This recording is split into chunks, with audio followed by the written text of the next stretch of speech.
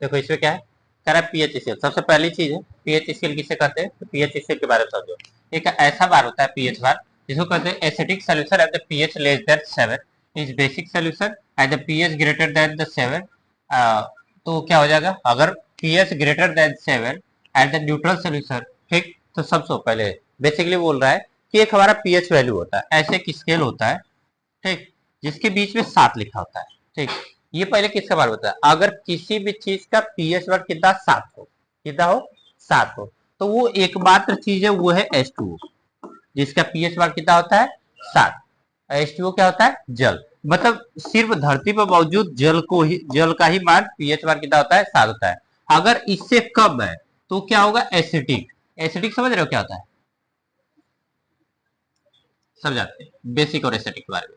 अब जैसे क्या हो, कह रहा है कि लेस जैसे तो basic solution have the pH, तो अगर हमारा एसिडिक सोल्यूशन होगा, एसिडिक मतलब होता है खट्टा, जितने खट्टे पदार्थ होते हैं, नींबू हो गया, संतरा हो गया, मतलब खट्टे पदार्थ, ठीक है, आंवला हो गया, तो जितने खट्टे पदार्थ होते हैं उनका मान 7 से कम होता है। तो सिंपल से यहाँ लिख सकते हैं खट्टे पदार्थ। कौन से पदार्थ, खट्टे पदार्थ, उनका मान क्या होता है 7 से कम होता है। और 7 किसका होता है, सिर्फ पानी का, जो न्यूट्रल होता है एकदम, मतलब न तो स्वाद होता है न तो कुछ, पानी का कोई स्वाद नहीं है, ठीक, कुछ नहीं है। तो इसे अगर 7 से क्या हो, ज्यादा हो, 7 से क्या हो, ज्यादा, तो वो क्या होते हैं, क्षारी होते हैं। मतलब उसको हम लोग क्या बोलते हैं, बेसिक सोल्यूशन बोलते हैं।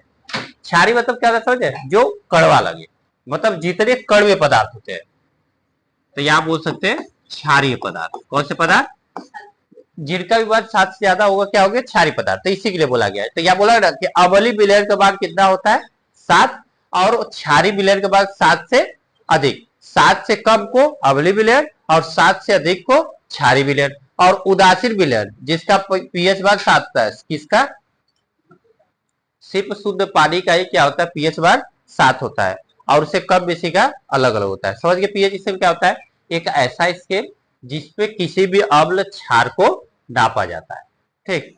अगला है, अगला दिया है यहाँ पे रस्टिंग। अब रस्टिंग की बात करते हैं, लोहे में जंग लग रहा है, ठीक है, लोहे में जंग लग रहा है, कैसे होता है, rusting of the iron required to the both oxygen and the moisture. मतलब अगर भी किसी भी चीज में मूर्छा लगे, रस्टिंग मतलब किसी भी चीज में अगर मूर्छा लगे, तो मूर्छा लगने के लिए क्या चाहिए होता है, उसको ऑक्सीजन और मॉइस्चर, मतलब नमी, हवा और नमी अगर उसे मिल जाए तो उसमें क्या लग जाएगा, रस्ट लग जाएगा। और chemically rust is the hydrated iron oxide, और इसका फार्मूला क्या होता है Fe2O3 एक्स, मतलब कि कितनी पावर उसमें हाइड्रोजन लगा है, ठीक है, H2O मतलब उसमें कितना पावर ऑफ द वाटर लगा है। रस्टिंग डिपेंड करती है कि अगर उसे पानी के अंदर डुबा कर रख देते हैं, ठीक, तो उसका अलग समय लगेगा मूर्छा लगने का। पानी के बाहर रख देते हैं तो उसका समय, क्योंकि पानी के अंदर तो ज्यादा पानी है, तो उसकी वजह से क्या हो सकता है, कितना समय हो सकता है, पहले लग जाए उसमें, या हो सकता है बाद में लगे, या हो सकता है कल के कल लग जाए, ठीक। अगर हम कभी कभी एक चीज नोटिस करते हैं कि जैसे कि ठंडी के समय में अगर आप बाहर लोहा रख दे तो सुबह तक मूर्छा पकड़ लेता है, क्योंकि ठंडी में क्या होता है, मॉइस्चर बहुत ज्यादा होता है और ऑक्सीजन मिलता है, और फटाक से उसमें क्या होता है, जग पकड़ लेता है, ठीक है। तो लोहे में जंग लगने का इसलिए तो कह रहा है, लोहे में जंग लगने के लिए ऑक्सीजन और पानी दोनों की आवश्यकता होती है, और इसका रासायनिक रूप से जंग हाइड्रेट आयरन ऑक्साइड, मतलब इसका फार्मूला होता है। बात समझ आया। अगला पॉइंट है गैल्वेनाइजेशन, जिसे यशद लेपर बोलते हैं। गैल्वेनाइजेशन के बारे में क्या होता है, ये होता क्या चीज है, the process of the deposition protective layer of the zinc or iron to prevent to the rusting is called the galvanization. Simple सी बात है, ये मूर्छा लगने का कारण है, मूर्छा लगने से बचाने के लिए क्या करते हैं हम लोग, गैल्वेनाइजेशन करते हैं। इससे क्या होता है, लोहे को जंग से बचाने के लिए, रस्टिंग से बचाने के लिए हम लोग जिंक की परत उस पर चढ़ा देते हैं, जिंक की परत चढ़ा। अब बताए क्या होता है जिंक, तो लोग क्या प्राइमर मारते लोहे पे, उसी को बोलते हैं गैल्वेनाइजेशन। हमारे हिसाब से याद रहेगा, जो मारते ना पहले कहते लोग प्राइमर और फिर पेड़ मारना चाहिए, तो प्राइमर मारने से उसमें मूर्छा नहीं लगता है। इसलिए लोग कहते हैं कि घर बनवाने से पहले जब दरवाजा लगाते हैं, खिड़की लगाते हैं, तो उसमें क्या कर देते हैं, पहले प्राइमर मार देते हैं, फिर लगवा देते हैं कि अब इसके बाद पेंट इस पे मार देंगे, क्योंकि उससे मूर्छा नहीं पकड़ेगा। तो उसे गैल्वेनाइजेशन करते हैं सर। आगे चलते हैं, फिर उसका रहता है लिटमस इंडिकेटर। लिटमस इंडिकेटर क्या होता है, अब इसका यूज कैसे समझिएगा। Acid turn to the blue litmus paper in the red while the basic turn to the red litmus in the blue. मतलब लिटमस पेपर दो प्रकार के होते हैं, एक होता है ब्लू होता है, एक होता है रेड। अगर हम क्या कर लेंगे, ब्लू लिटमस पेपर को एसिड में डालेंगे, एसिड मतलब जैसे मान लो नींबू का घोल बना लो, नींबू और पानी का, उसमें ब्लू लिटमस पेपर डालोगे तो कैसा हो जाएगा, जैसे ही अम्ल में, एसिड मतलब अम्ल, अम्ल मतलब खट्टा पदार्थ, किसी भी खट्टे पदार्थ में यदि नीला लिटमस डालेंगे तो क्या हो जाएगा, वो लाल हो जाएगा। ठीक, अगर वही किसी भी क्षार बेसिक चीज में अगर लाल लिटमस डालेंगे तो क्या हो जाएगा, समझ रहे सर। तो इसी को और इसी के साथ साथ एक और होता है, जैसे लिटमस लाइकेन से निकाले जाते हैं, लिटमस लाइकेन से लाइकेन कहाँ होते हैं, समुद्र की गहराई में, समुद्री पेड़ जाते सुने हो, समुद्री पेड़, समुद्र के अंदर जो पौधे उगते हो, अरे फोटो वोटो में देखे होगे, वीडियो में देखे होगे, समुद्र के अंदर पेड़ उगे रहते, छोटे छोटे रहते, घास की तरह।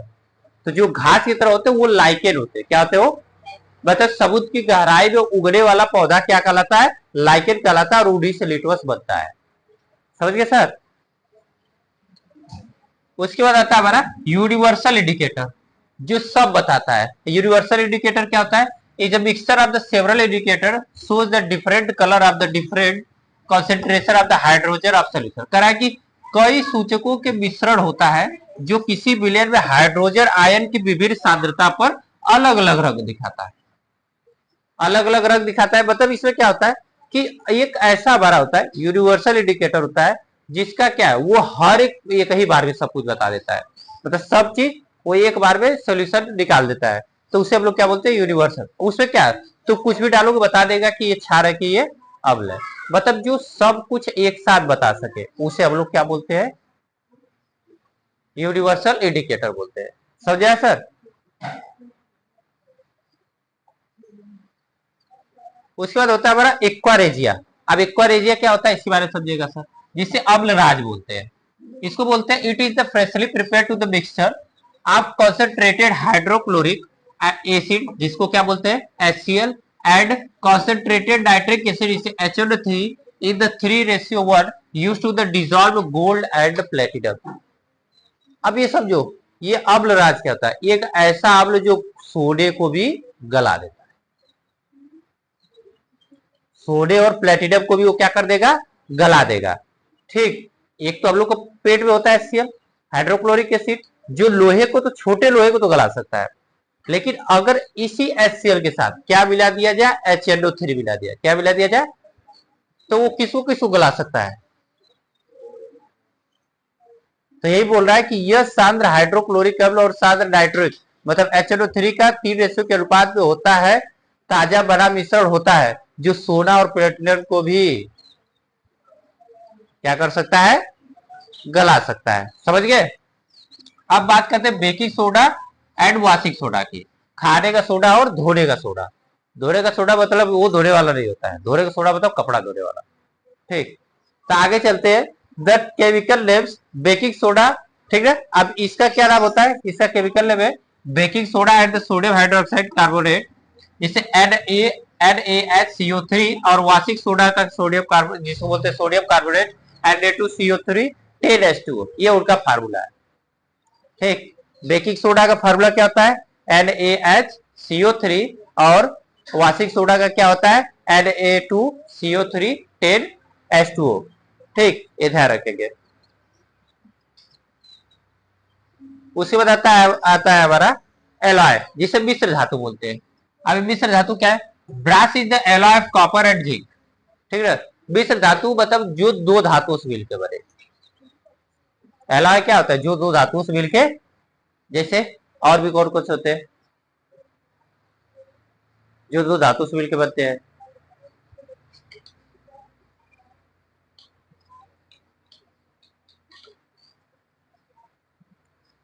सोडा हम लोग जानते हैं कि 24 कैरेट तक शुद्ध होता है, ठीक है, बोलते 24 कैरेट तक शुद्ध होता है।